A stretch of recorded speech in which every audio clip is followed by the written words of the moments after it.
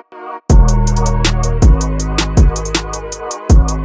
2025 college football season kicking off in prime time as the Georgia Tech Yellow Jackets heading down to Boulder to face off against a new-look Colorado Buffalo squad. I'm Casey Honigbaum with the Big 12, joined by Wes Bryant of the ACC. Wes, what do we think about this matchup here? Man, it's going to be fun. These teams have never played against each other, but they do share some history.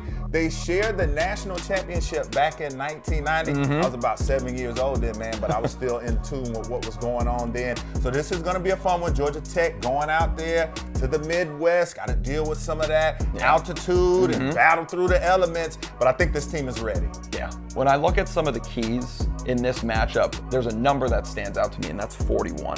That's the number of newcomers that the Buffaloes have for this season. And obviously, you can also look at some of the people that they lost. They're losing the Heisman winner in Travis Hunter. They're losing Shedeur Sanders. But there's a chance that this team comes out even more well-rounded, and they're going to need it in a game against Georgia Tech. Yeah, well, when I talk key matchups with Georgia Tech, it's all about their running game and their running backs. And you talk about Jamal Haynes, and they also picked up Ivy League Offensive Player of the Year Malachi Hosley.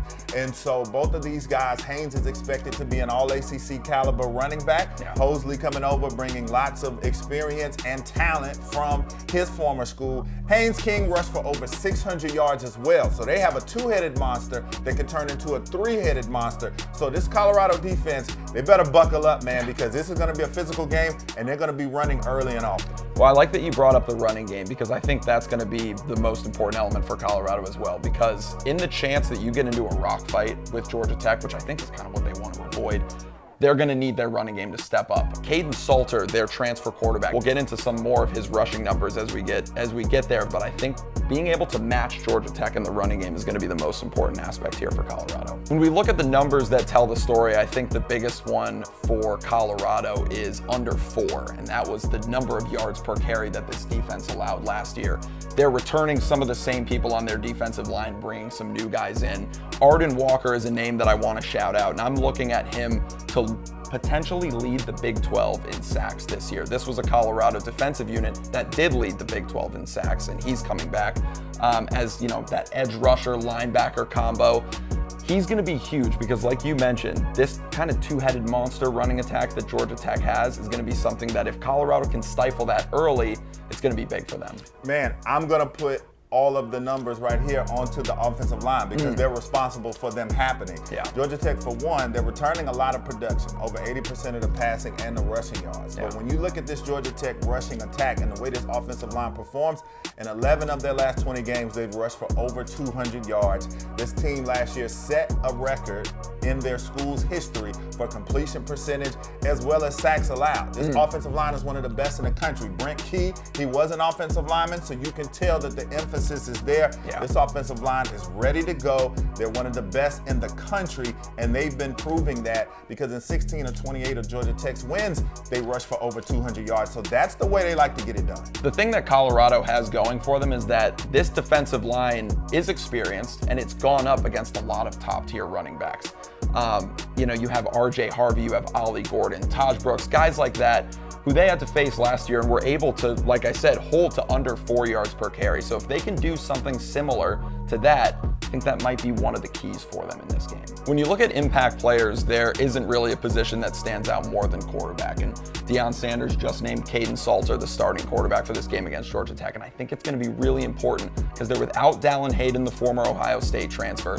Caden Salter in 3 years at Liberty, 2,001 rushing yards, 21 rushing touchdowns. Well, I'm going to go to Georgia Tech's quarterback, Haynes King, and I mentioned earlier how he had over 600 yards rushing. He put a lot of rushing touchdowns on the board last year, but also set a school record and an ACC record for completion percentage, 72% and change, and he had over 2,000 yards passing as well. And he missed games and had injuries that kind of hampered him from being able to throw for more because that really was his MO when he came to Georgia Tech as a passer first, and he's got a lot of athleticism. Haynes King, it feels like he's been in college for 15 years, but it doesn't matter. And this is his last year in Atlanta, and I think that he's going to stay healthy this year. A kid that can run like he can, that's completing 72% of his throws, I mean, the potential is limitless for him. Can I ask, because I think some people have been talking about one of the keys for Colorado in this game is to make Haynes King throw the ball.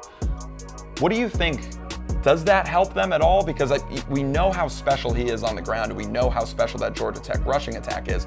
So it almost seems like for Colorado, if you can get ahead early, kind of take control of the game script and force him to have to throw the ball, take his legs out of the equation, that might be one of the keys. What do you think about that? I think that's a mistake because right. just a couple of years ago, he was one of the ACC's leaders in passing yards, passing touchdowns. He put up some gaudy numbers, and he's got speed on the outside with Eric Singleton coming over from the transfer portal. So I think that if you force Haynes King to have to throw the football, I think Colorado fans might be surprised at the outcome because they're going to put points on the board regardless. Yeah, absolutely. And I think another one of the keys when you look at some of the impact players, I think it's this Colorado offensive line. This is one of the biggest offensive lines in the country. Deion Sanders did a great job in the portal getting all of those guys over here to the program. And I think that when you look at some of the struggles that they had last year, this is going to be one of the biggest things for them. Having a big offensive line like that can go up against an ACC team. If there's anything we've learned over Deion Sanders' tenure at Colorado, it's that he's really good at motivation. Nobody gets their team ready for a week 1 game quite like Coach Prime. Buffs are 4-point underdogs in this game, at home, in prime time. I think one of the things beyond the box score that you can look at is having him have his team ready to go. He's going to have those guys fired up, especially in front of the home crowd. Yeah, when I look beyond the box score, and I'm talking about Georgia Tech's defensive line, they had to retool there. Not many guys are back. And so you talked about that Colorado offensive line. They have Jordan Seaton, who is the anchor of that line, but they had 2 freshmen that started the last 4 games, but they have 5 transfers that have a lot of starting experience in their previous spots. That's going to be a key matchup because Georgia Tech last year only had 18 sacks on the year. There's some guys that flirt with that number individually.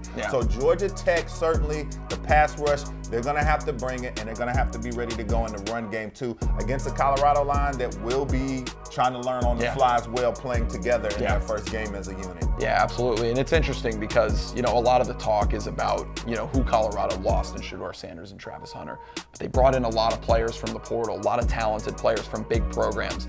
I think this is a team that has the potential to be more well-rounded this year than they were last year, so it's going to be very interesting to see. Friday, 6 p.m., Folsom Field in Boulder, Colorado is where this one kicks off. We're so excited for this ACC Big 12 matchup here, and we hope you guys enjoyed. Stay tuned for everything Big 12 ACC. You can find all of our stuff on the Big 12 Conference YouTube channel and on the ACC Digital Network YouTube channel as well.